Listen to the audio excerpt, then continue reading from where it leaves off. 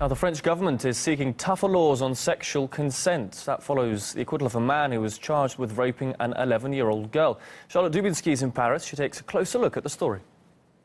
Well, the 30-year-old man was acquitted of raping the 11-year-old girl when he was 22 years old. This is a case that's been in the court system for some time in France now. And the fact that he was acquitted of raping this 11-year-old girl has caused absolute controversy here in France. People describing an 11-year-old child as being innocent, as being unable to give consent to sexual relations, regardless of what the situation was. Now, some of the details of this case have been pretty horrific. It turns out that the girl, who was 11 years old at the time, actually became pregnant following that sexual encounter and then later gave birth to a child that's now in the foster system here in France. Well, that's led to French ministers discussing a proposal to change the law to create a presumed age of consent here in France. But ministers say that that presumed age of consent could be as low as 13, and that has caused extreme controversy here in France,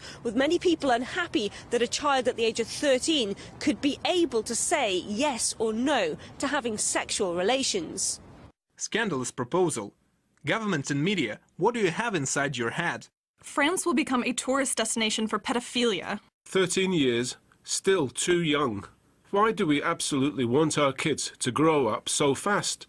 Let them be children. 15, 16 years is an age reasonable for sex questions.